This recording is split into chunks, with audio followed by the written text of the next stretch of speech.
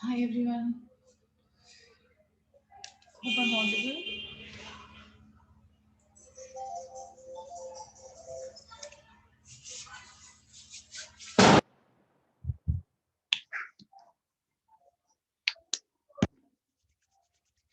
तो हम लोग कल जो डिस्कशन कर रहे थे मॉनिटरिंग फिस्कल पॉलिसी में जो स्टार्ट किया था but we could not proceed with this. तो अभी मैं ये कंप्लीट करती हूँ टॉपिक आज में। और प्लीज कल में भी आप अगर थोड़ा सा कोऑपरेट कर लेंगे, if you would give me some time tomorrow also, it will be great. Otherwise we will have only next week to complete our syllabus. So monitoring fiscal policy जैसे मैंने कल स्टार्ट किया था, and I informed you all that fiscal policy is the policy which actually government follows in order to take all the decisions by the government of our country, government of India. And monetary policy is for the central bank, which is RBI, Reserve Bank of India, for us, for our country. Decision making जो है वो हर level पे होती है। So government also makes the decisions कि कहाँ पर government को एक्सपेंडिचर करना है, कितना कहाँ पर स्पेंड करना है, किस टाइम पर कितना एक्सपेंडिचर करना है, और what are those projects and everything, those all things, the decisions which are taken by any government which is into power is referring this particular policy of the country in order to function.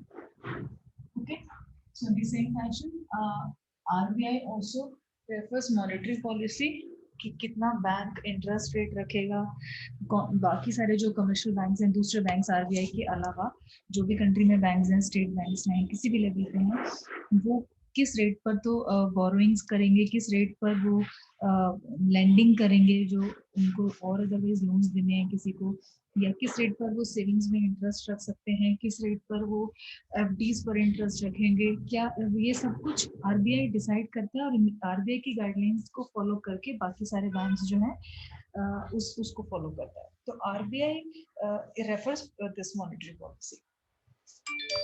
Now, the goal for both monetary and fiscal policy is normally the creation of an economic environment where growth is stable and positive and inflation is stable and low. तो main जो हमारा एक problem है, जो बहुत ही major problem है हमारी country का, या किसी भी एक नेशन के लिए होता है, किसी भी एक इकोनॉमी के लिए होता है, वो होता है इन्फ्लेशन। इन्फ्लेशन होता है, राइट, आई मीन अगर जब सप्लाई किसी भी चीज़ की कम होती है या प्रोडक्शन किसी भी चीज़ की कम होती है और डिमांड बहुत ज़्यादा है, डिमांड ज़्यादा है और उस सप्लाई से मीट नहीं कर पा रही है डिमांड, यानी कि डिमांड बहुत ज़्यादा, सप्लाई कम है, तो उस टाइम पे क्या होता है, फिर जो प्रोड्यूसर्स हैं या जो भी प्रोड्यूस कर रहे हैं, मैन्युफैक्चरर्स हैं, सप्लायर्स हैं, वो अपने प्रोडक्ट की कॉस्ट को बढ़ा देते हैं, प्राइस को, प्रोडक्ट की प्राइस को बढ़ा देते हैं। जो मार्केट में जिस प्राइस पे वो प्रोडक्ट मिल रहा होता है इजीली, जब डिमांड ज़्यादा होती है तो फिर उस चीज़ को महंगा कर दिया जाता है। अब जब महंगा कर दिया जाता है तो फिर वही लोग खरीद पाते हैं जो रिच होते हैं, and the poor will not be buying it. So this particular thing is a problem and a challenge in front of every government कि जो rise in prices होता है इसको हम इन्फ्लेशन कहते हैं, और इसकी वजह से जो इम्पैक्ट पड़ता है वो गरीब पर्सन पे बहुत ज़्यादा पड़ता है। जो अमीर लोग हैं वो फिर भी अफोर्ड कर लेते हैं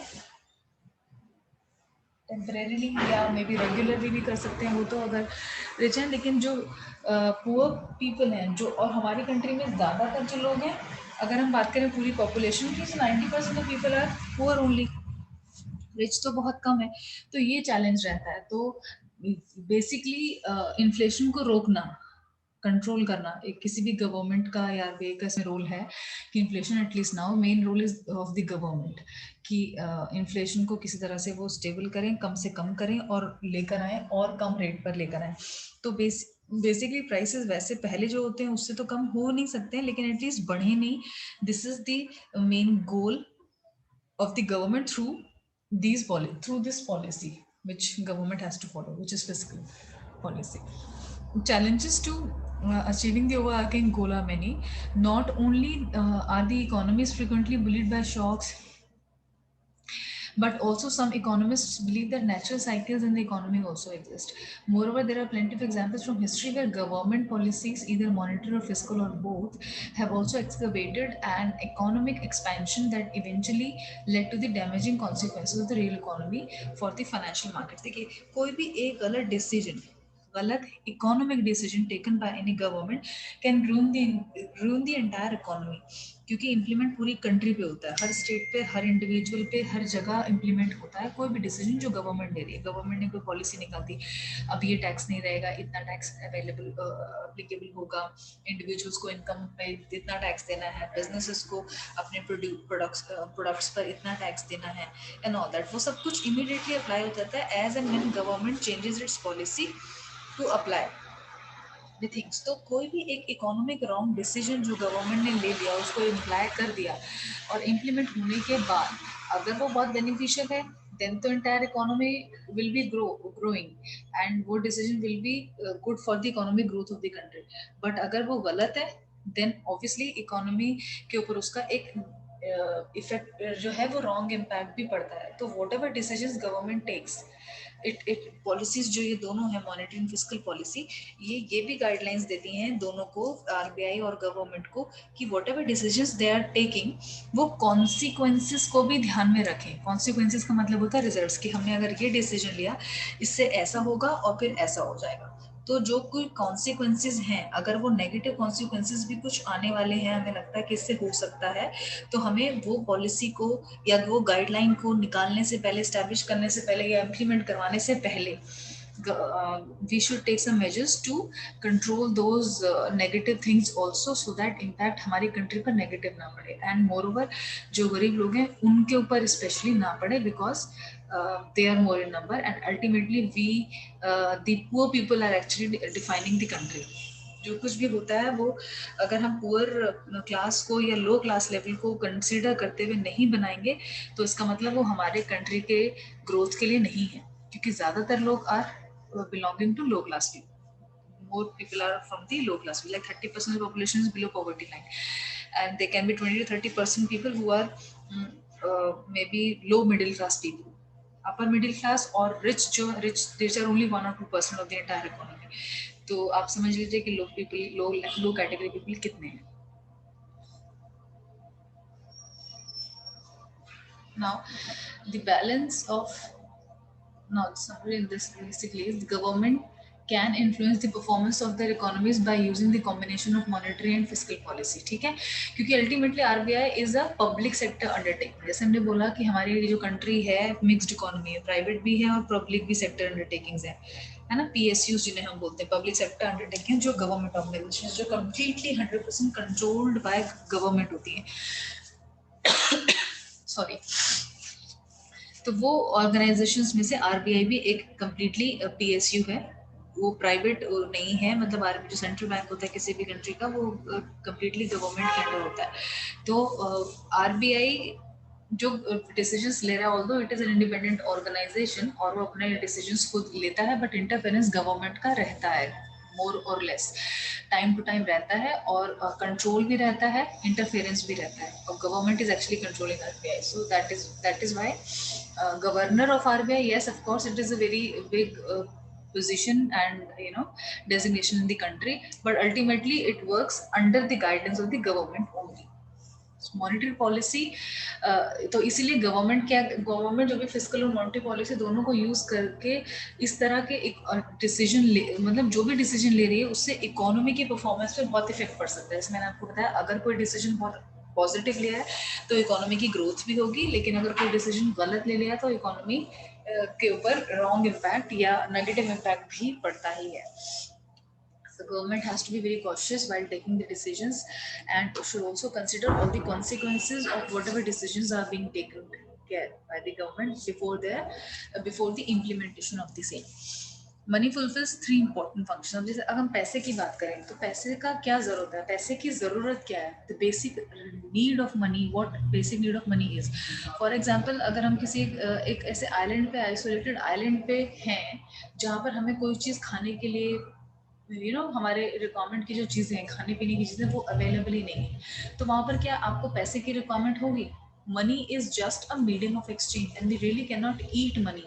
We cannot eat, you know, notes and currencies and all that, papers हम लोग खा तो नहीं सकते हैं. just a medium of exchange. हमें जो चीज़ चाहिए हमारी रिक्वायरमेंट की, चाहे वो फूड है, चाहे वो शेल्टर के लिए घर है, या फिर whatever. So money acts only just the medium to exchange, medium of exchange, as exchanging the things, but we really do not consume the money. दूसरा क्या होता है, it provides individual with the weight of storing wealth. पैसे को हम store भी कर सकते हैं. फॉर एग्जांपल, अगर हमें खाने की जरूरत है, फूड की जरूरत है, तो हम फूड के एंटायर लाइफ का फूड अपना सेफ सिक्योर कर सकते हैं. We can not store that. There are certain things which cannot be stored for more than a day also. There cannot be so many. There are things which we can store for a year also maybe, but not beyond that.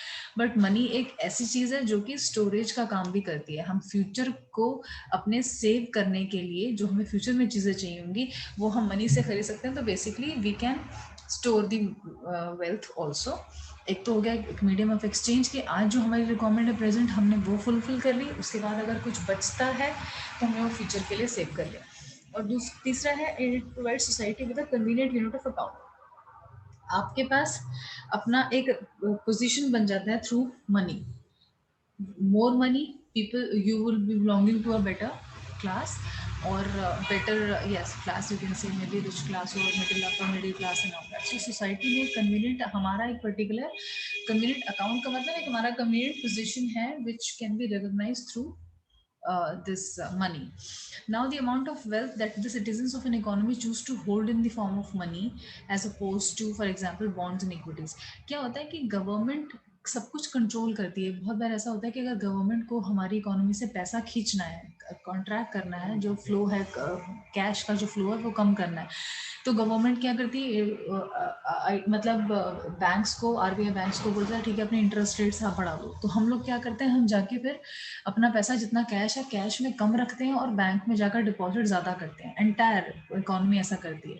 तो हमें ऐसा लगता है कि bank ने rate बढ़ा दिया तो हम इंटरेस्ट अर्न करें, कुछ करें, लेकिन वो एक्चुअल में कैश मार्केट से अगर चाहती है गवर्नमेंट कॉन्ट्रैक्ट करना और वापस अपने पास लेना, तो वो इस तरह से करती है. It is all because of the governments plan कि कब रेट इंक्रीज हो रहे हैं, कब रेट कम हो रहे हैं. होता ही है ऐसा जनरली कि इंटरेस्ट रेट गवर्नमेंट ने बढ़ा दिया, हम न्यूज़ में सुनते हैं, या इंटरेस्ट रेट कम कर दिया. कम करने का मतलब है कि तुम अपना पैसा निकाल लो, ले लो, you use this money whatever is there with the government. वो लाइबिलिटी बन रहा है मे बी इंटरेस्ट के फॉर्म में या कुछ भी.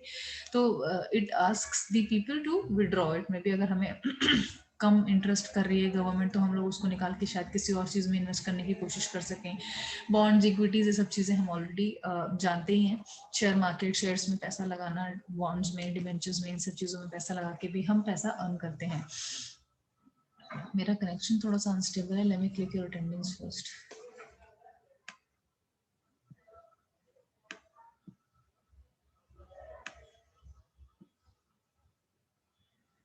1 minute.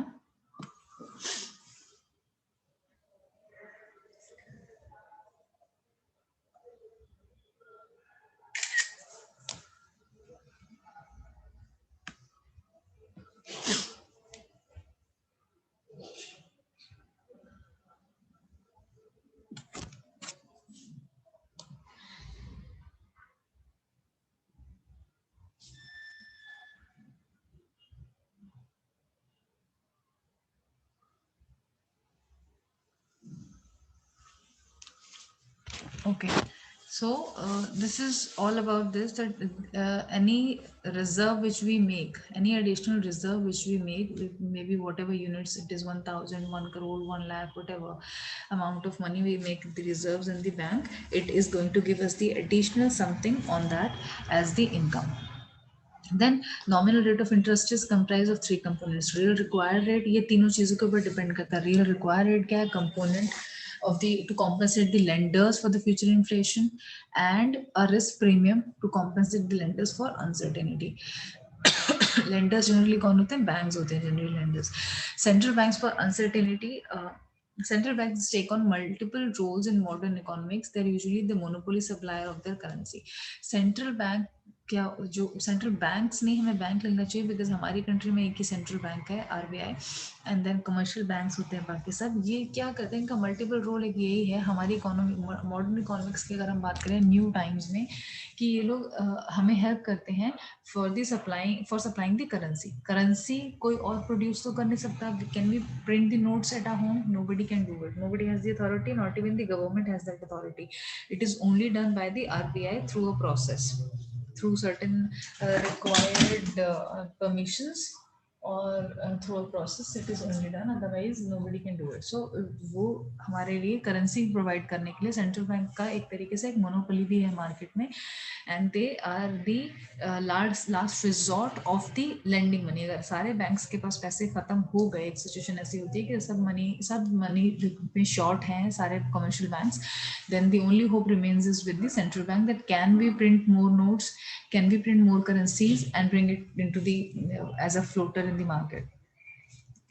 For central bank to be able to implement monetary policy objectively, it should have a degree of independence from the government. जैसे मैंने बताया था कि गवर्नमेंट का रोल इंटरफेरेंस तो रहता ही है आरबीआई के ऊपर, सेंट्रल बैंक के ऊपर, लेकिन वो थोड़ा सा मिनिमल होना चाहिए, क्योंकि ताकि आरबीआई इंडिपेंडेंटली अपने काम को कर सके। हर चीज के लिए गवर्नमेंट का अप्रूवल नहीं चाहिए होना चाहिए, और governor of RBI should have certain, although he has the power, so he should also have certain powers, should also have less interference by the government, and he should be independently taking the decisions for his you can say bank, or for his organization, which is central bank.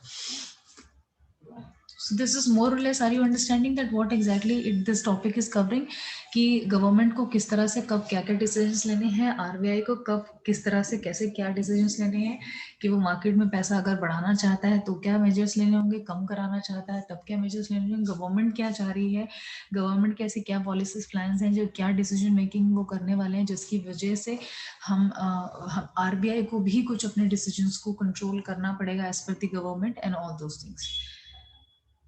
ये छोटा सा और ये भी है नीचे, मैंने कल ही ये आप लोगों के लिए ऐड करा है इसमें, जिस monetary policy can control the growth of demand through increase in interest rate. जिससे मैंने डिमांड, ये मॉनेटरी पॉलिसी का मतलब है डिमांड ऑफ मनी यहाँ पे, मतलब मीनिंग उसका ये, इसका मतलब ये है कि monetary policy can also control the growth of demand through an increase in the interest rates. जैसे मैंने आपको बताया कि बैंक इंटरेस्ट रेट बढ़ा देता है, so then it is asking the people to actually go and invest in the banks, and maybe then government would want to have that money used for some other projects, maybe कुछ international projects में लेना invest करना चाहती होगी, या whatever things. So that way monetary policy को follow करते हुए these all things are being done by RBI.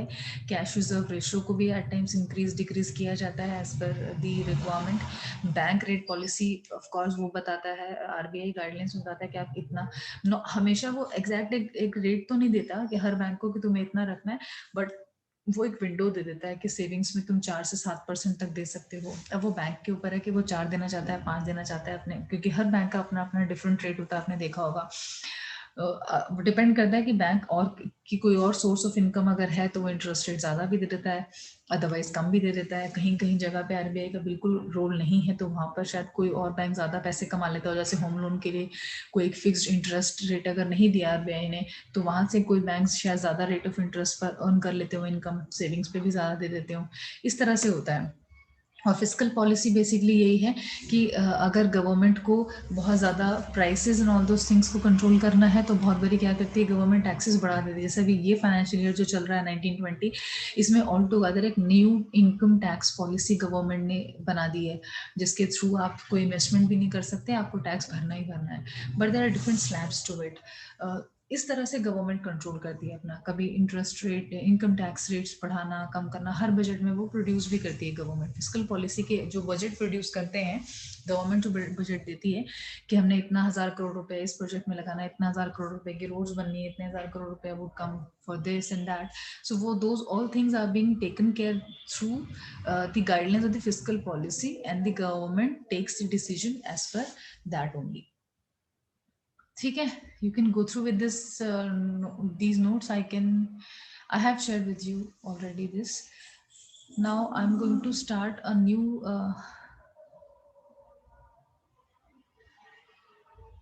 topic called just let me open it first.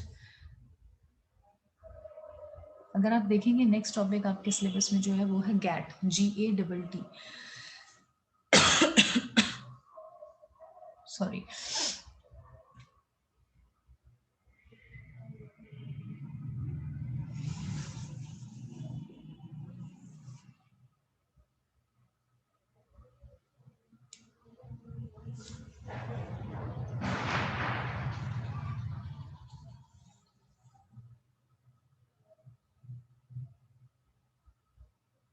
Okay, so gate का फुल फॉर्म होता है general agreement on tariffs and trade.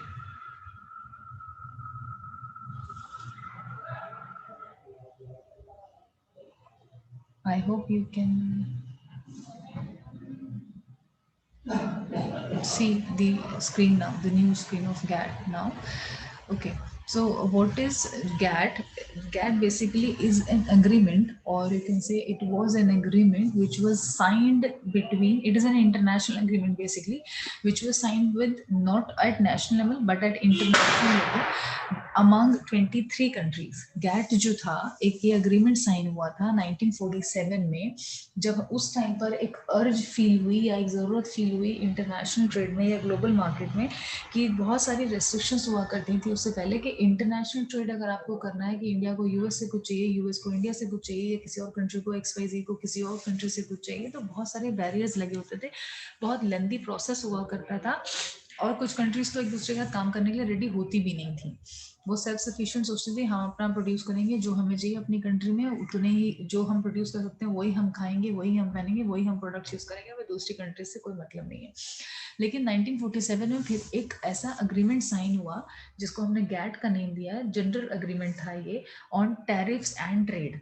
Tariffs and trade क्या था, किस rate पर क्या चीज बिकेगी, क्या चीज खरीदी जाएगी, that is tariff, and trade basically is business.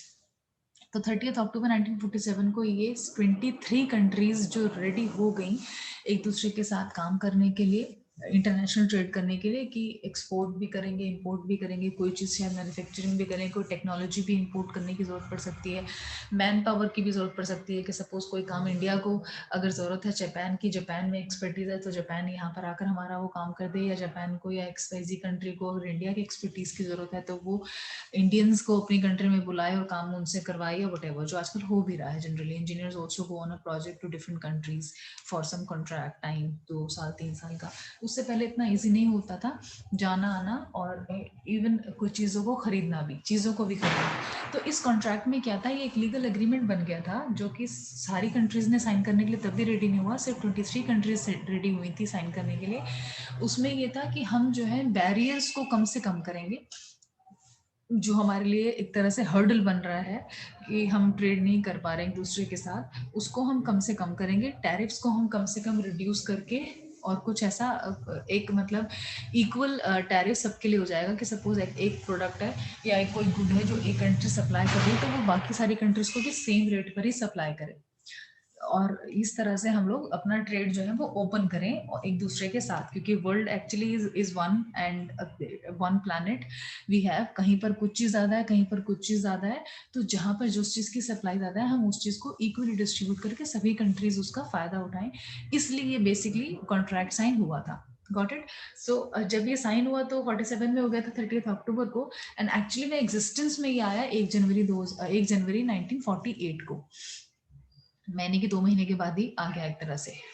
और उसके बाद ये एग्जिस्टेंस में जब आया आफ्टर 48 टू 55, सॉरी, ये इस तरह से ही चला कि एज एन एग्रीमेंट उसके अंदर जो भी टर्म्स कंडीशंस थी अग्रीमेंट में वो साइन जो हुई थी 23 कंट्रीज में, उसके हिसाब से फिर ट्रेड हमारा चलता रहा ग्लोबल लेवल पे, और कंट्रीज जो अग्री हुई थी दूसरे के साथ काम करने के लिए उन्होंने काम करना स्टार्ट भी कर दिया as per the agree terms with the GATT. और फिर एक हमें बेसिकली, और उसके बाद मीटिंग्स भी हुई, 2-4 मीटिंग्स नीचे जो आप देखेंगे कि टेक अवेज में जनरल मीटिंग जो एक थी अग्रीमेंट जो साइन हुआ था ये 23 कंट्रीज में, ये 1947 को हुआ। उसके बाद ट्रेड हमारा इजी हो गया, और 2-4 और मीटिंग्स होने के बाद it was decided that we will now have an organisation, international organisation which will take care of all these international trade transactions and other things. और अगर कुछ प्रॉब्लम्स भी होती हैं या कुछ डिस्प्यूट्स आते हैं फ्यूचर में, तो उसको भी वो रिजॉल्व करने में हमारी हेल्प करेगी। तो गैट बेसिकली एक अग्रीमेंट था, पेपर पे एक रिटन एग्रीमेंट, और कोई ऑर्गेनाइजेशन नहीं थी। बट 1995 में इसी को रिलेट करते हुए और इस सेम इंटरेस्ट को आगे कंटिन्यू करते हुए एक ऑर्गेनाइजेशन क्रिएट किया गया जिसका नाम था WTO, वर्ल्ड ट्रेड ऑर्गेनाइजेशन। ये जनवरी 1, 1995 में इफेक्टिव हुई। तो बेसिकली 1948 में हम कह सकते हैं कि गैट स्टार्ट हुआ था, एग्जिस्टेंस में आया था, ये इम्प्लीमेंट हुआ था। और WTO जो है वो 1995 में आई थी, which was a big time, बहुत बहुत सालों के बाद वो चीज़ एग्जिस्टेंस में आया। लेकिन जब ये फुल, और आज के टाइम में भी WTO controls all the trade practices जो भी हैं।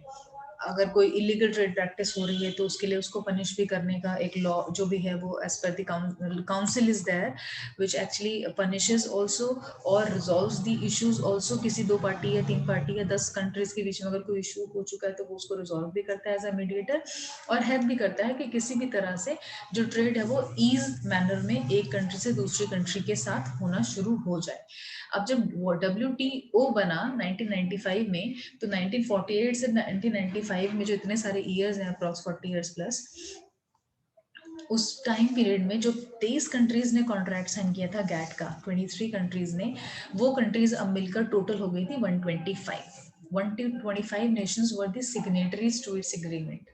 और वो 125 नेशंस जो साइन करने के लिए साइन कर चुके थे और WTO का पार्ट बन चुके थे, वो कंट्रीज ऑलमोस्ट दुनिया के 90% ऑफ द ग्लोबल ट्रेड उन्हीं कंट्रीज से होता था। जो बाकी कंट्रीज रह गई थी वो टोटल ग्लोबल ट्रेड का सिर्फ 10% ही कंस्टिट्यूट करती थी, बहुत ज़्यादा नहीं था। तो मोर और लेस WTO में ऑलमोस्ट सारी वो कंट्रीज जो ग्लोबल ट्रेड करने में इंटरेस्टेड थी या करती थी, वो इसकी गाइडलाइंस को, पॉलिसीज को रेडी हो गई साइन करने के लिए भी, और अग्री हो गई इसके बेसिस पर आगे अपना ट्रेड फर्दर इंटरनेशनल ट्रेड करने के लिए। ठीक है। सो GATT was created to form rules to end and restrict the most costly and undesirable feature of the river protections period, namely quantitative trade barriers such as trade controls या quotas। इन सब चीज़ों को, जो भी बैरियर्स थे उसको reduce करने के लिए ये चीज़ को क्रिएट किया गया था कि हम कुछ ऐसे रूल्स भी बना दें जिसकी वजह से जो ट्रेड है वो आसान हो जाए, बिजनेस करना आसान हो जाए, चाहे वो एक्सपोर्ट इम्पोर्ट ही हो या कुछ भी हो। एक्साइज ड्यूटी कम करें, गवर्नमेंट्स को हम बोलें, डिफरेंट कंट्रीज के गवर्नमेंट्स को, कि वो जो लोग ट्रेड करना चाहते हैं उनकी कंट्री में बाहर से इम्पोर्ट करना चाहते हैं या बाहर कुछ एक्सपोर्ट भी करना चाहते हैं, तो उस पर वो टैक्सेस थोड़े से कम करें, गवर्नमेंट टैक्स ना इतना मांगे। जैसे सपोज अगर मुझे कोई, सपोज आपको या मुझे कोई बिजनेस करना है किसी कंट्री से, राइट, तो उस कंट्री के साथ मुझे एक्सपोर्ट करने के लिए गवर्नमेंट ही मेरे से अगर हाई टैक्स मांगेगी, सपोज 100 रुपीज़ का कुछ मुझे ट्रांजैक्शन करना है या 100 करोड़ का ट्रांजैक्शन करना है, और टैक्स गवर्नमेंट मांग रही 30% या 25% या एक अच्छा अमाउंट, तो मैं शायद उसको रिस्ट्रिक्ट कर दूं कि मेरा इतना पैसा तो गवर्नमेंट में टैक्स में चला जाएगा, उसके बाद बचा 70%, उसमें से मुझे कितना अर्निंग होगा एंड ऑल दैट। तो अगर वही कम कर देगी तो फिर it would be easy for the people also to work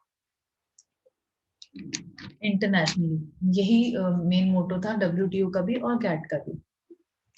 Most nations adopted the most favored nation principle in setting tariffs, कि हम हर चीज का टैरिफ सेट कर देते हैं। कोई एक चीज है वो एक यूनिट बिकेगी, सपोज अगर हम पेट्रोल की बात करें तो वो लीटर में बिक रहा है, या अगर कोई ऐसा प्रोडक्ट है जो केजीज में या व्हाटएवर टन्स में बिक रहा है एंड ऑल दैट, वो यूनिट्स का हम टैरिफ डिफाइन कर लें। और टैरिफ डिसाइड करने के बाद सपोज इंडिया के पास क्या क्या एक्सपोर्ट कर सकते हैं, हम मे बी सीरियल्स एक्सपोर्ट कर सकते हैं, हम गुड क्वालिटी ऑफ व्हीट शायद प्रोड्यूस इतना ज्यादा कर लेते हैं कि हमें जरूरत नहीं और हम एक्सपोर्ट भी कर सकते हैं। तो हमने उसका टैरिफ सेट कर लिया कि हम XYZ अमाउंट ऑफ व्हीट और व्हाटएवर वी विल गिव पर टन्स टू एवरी कंट्री, जो भी पार्ट होगा WTO का, सेम वो उसी टैरिफ पर चलेगा। सो एक तरह से बायसनेस भी ना हो, हर किसी कंट्री को इक्वल रेट पर, वो कंट्री जो एक्सपोर्ट करना चाह रही है कुछ भी, वो सभी कंट्रीज को जो उसका पार्ट है WTO का ट्रेड, ग्लोबल ट्रेड का, सेम अमाउंट पे सबको इक्वली सब कुछ मिल जाए एज एंड व्हेन रिक्वायर्ड, अगर सप्लाई कर सकती है वो कंट्री तो। This was all. The first meeting जो held, the meeting which was held related to GATT was held at Geneva, Switzerland, जिसमें 23 countries ने sign किया था. Second series of meeting began in 1949. 1 साल के बाद समझ लो, 1 साल कुछ months के बाद दोबारा second meeting जो हुई थी वो फ्रांस में हुई थी. उसके बाद फिर 1950 में एक थर्ड मीटिंग हुई थी. इस टाइम तक ऐसा कोई टाइम डिफाइंड नहीं था कि कितने टाइम के बाद हमको मीटिंग करना है, जरूरत है नहीं है. उस टाइम पर बस ये हुआ करता था जब गैट चल रहा था, बिफोर अंटिल 1995 जब तक WTO एग्जिस्टेंस में आया, उससे पहले तक ये था कि जब भी कभी किसी टर्म्स कंडीशंस को रिफॉर्म करने की जरूरत है, चेंज करने की जरूरत है, अपग्रेड करने की जरूरत है, या कुछ और न्यू पॉइंट्स को डिस्कस करके अग्री करने की जरूरत है, तब वो मीटिंग हुआ करती थी. और वो भी डिसाइड हो जाया करता था सभी मेंबर्स के डिसीजन को लेते हुए कि वो मीटिंग कहाँ होगी. कभी वो मीटिंग फ्रांस में हो रही है, कभी वो मीटिंग स्विट्जरलैंड में हो रही है. Then third next meeting was there at England में. तो हर कंट्री जो भी मेंबर्स थी उनका वो those were supposed to be present, or maybe some representative from that country used to be present in those meetings. और वो मीटिंग्स में डिस्कस करके वही सिग्नेटरी भी होता था, signing authority for that country, और साइन होती थी डील्स. अकॉर्डिंगली ट्रेड हुआ करता था. सो लाइक जापान उस टाइम तक, किस टाइम की बात है ये, लाइक 1956 तक भी Japan was not the member, but in 1956 Japan just thought to get involved in GATT. पहली बार ऐसा सोचा उसने, और फोर्थ मीटिंग में Japan was also part of it while getting this agreement signed. And an agreement was signed by everyone for the US $2.5 billion that time in 1956 for the first time. So these series of meetings and reduced tariffs would continue adding new GATT provisions in the process.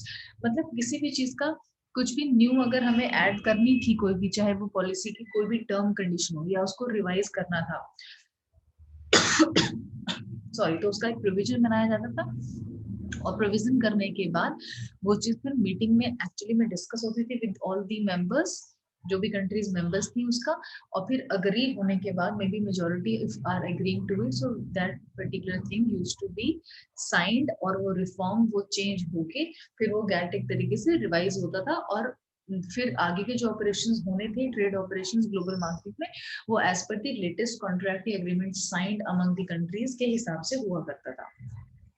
ठीक है. GATT began to work towards curbing predatory price policies, and these policies were known as dumping.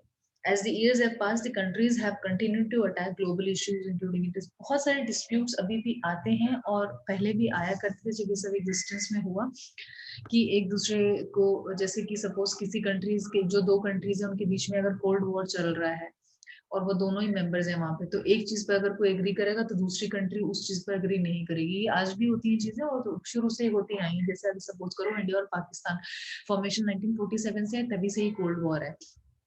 तो चाहते ही नहीं है हम एक दूसरे के साथ काम करना भी, बट अनफॉर्चुनेटली क्योंकि हम कंट्रीज हैं, if we talk about global market, तो मेंबर्स हम इक्वली हैं दोनों जगह के, तो वो भी अटेंड करेगा, हम भी अटेंड करेंगे. एंड देन कई जगहों पे हमको मोर और लेस नेगोशिएट करके अग्री भी करना पड़ेगा, so that we are at the same point और the decision is same. Although it was disputes are always there, yes, but जो अथॉरिटी है, एक प्रॉपर एक जनरल काउंसिल जो है वो बनाई गई है, जो through that, and after that, after 1995 it was very much okay and clean and clear that everybody was able to take the control of all those problems जो भी हुआ करती थी, उसको रिजोल्यूशन के लिए एक प्रॉपर टीम है जो रिजोल्यूशन के लिए काम करती है उसके बाद. So GATT was all about that कि it was an agreement since 1947 जब साइन हुआ, या 1948 जब वो एग्जिस्टेंस में आया, से लेकर 1995 जब तक वर्ल्ड ट्रेड ऑर्गेनाइजेशन फॉर्म नहीं हुआ था, तब तक गैट काम कर रहा था. And all the world trade practices were done as per the GATT. Can you all see my new screen? No, ma'am. WTO वाला स्क्रीन दिख रहा है? WTO world trade, okay, world trade organisation. तो जैसे अभी लास्ट वाले topic में भी मैंने दिखाया कि world trade organisation was formed in 1995 ये एक ऑर्गेनाइजेशन बना दिया गया जब लगा कि अभी जो कंट्रोल है वो सिर्फ एक अग्रीमेंट या पेपर पे साइन करके नहीं हो पा रहा है, या रेजोल्यूशन सिर्फ मीटिंग्स में नहीं निकल पा रहे हैं. So we just thought to have an organisation which will have a good team and a council and everything, जो एक काउंसलर की तरह से भी, मीडिएटर की तरह से भी रोल एक्ट करेंगे और ईज करने की कोशिश करेंगे ट्रेड को. और अगर प्रॉब्लम्स होंगी तो उसको कंट्रोल करने के लिए कोई एक मीडिएटर, कई बार ऐसा होता है ना कि दो पार्टीज लड़ रही हैं तो हमें थर्ड की जरूरत पड़ती है. Third person comes in as a counsellor and he makes both the parties understand, और कहीं ना कहीं वो एक सोल्यूशन निकल आता है. और अगर अदरवाइज दो ही पार्टीज हैं और वो दोनों लड़े जा रही हैं तो कुछ एक सोल्यूशन नहीं निकल पाता. सो WTO basically was the when it came into existence, और आज तक भी it is the only global international organization dealing with the rules of trade among the nations. कुछ भी अगर इंडो यूएस कोई डील साइन हो रही है, इंडो चाइना कोई डील साइन हो रही है, इंडो पाकिस्तान कोई डील साइन, मतलब whatever country, Indo I am putting because we are from India. तो सपोज इंडिया किसी भी कंट्री का कोई भी डील साइन करता है, कुछ भी कॉन्ट्रैक्ट साइन करता है, कोई भी बिजनेस डील हमारी फाइनलाइज होती है may be for next 10 year, next 20 years, next 5 years, या इंडो जापान, जैसे हमने ये मेट्रो का जो प्रोजेक्ट था ये हमने साइन किया जापान के साथ. It was not our technology जो दिल्ली मेट्रो है and all that. We signed a contract with Japan and they are helping us to even get those compartments Delhi metro के जो है वो भी एज इट इज इम्पोर्ट होते हैं या असेंबल होते हैं यहाँ पे आके, तो असेंबल भी उन्हीं की टीम की हेल्प के थ्रू होते हैं. सो बेसिकली हमने कॉन्ट्रैक्ट साइन किया for the technology to get imported, जो हमारे पास नहीं था, but we thought that this is the time we need it from some other countries. और उनकी कंट्री में शायद 50 साल पहले से होता हो, हमारी कंट्री में ये अभी तक नहीं हो पाया और हमने उनके साथ डील करके ये चीज़ लेकर आए. So it can happen with the products also और the goods also, not just with the technology but it happens with the goods also. तो जो हम यहाँ प्रोड्यूस नहीं कर सकते, असेंबल नहीं कर सकते, तो दूसरी कंट्रीज से एज इट इज रेडीमेड हम इम्पोर्ट कर लेते हैं and then we sell it further. बहुत सारे लोग हैं ऐसे जो यही बिजनेस कर रहे हैं, इम्पोर्ट एक्सपोर्ट का ही बिजनेस कर रहे हैं. दूसरी कंट्री से, चाइना से सस्ते में खरीदते हैं कुछ चीज़ें और अपनी ही कंट्री में, यहीं पर इसी मार्केट में उसको थोड़ा सा अपना मार्जिन रख के उसको बेचते हैं आगे मार्केट में. तो इम्पोर्ट और एक्सपोर्ट का भी बिजनेस हो जाता है, या सिर्फ इम्पोर्ट करके आगे फर्दर सेल करने का भी बिजनेस हो जाता है.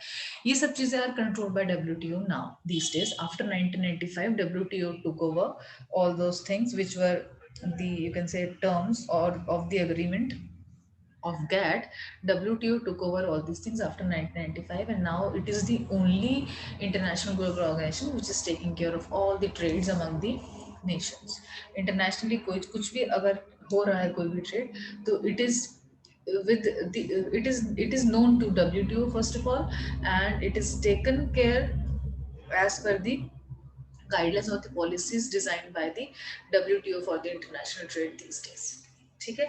और generally 2 years almost after 2 years के बाद एक जनरल एक मीटिंग भी WTO करता है with all the members in order to discuss maybe the ideas and if there are anything any modifications are to be done with the current scenario or not and all that. Although US being the global power, superpower, plays an important role कि उसकी कई भी बात यहाँ पर भी हर जगह या जो भी इंटरनेशनल ऑर्गेनाइजेशन है ये सब मानती हैं ज़्यादा, but agreement for the other country from the other countries is also required since all the members are equal. WTO treats every country as an equal member of it and every country has got the equal rights to get the trade and everything done.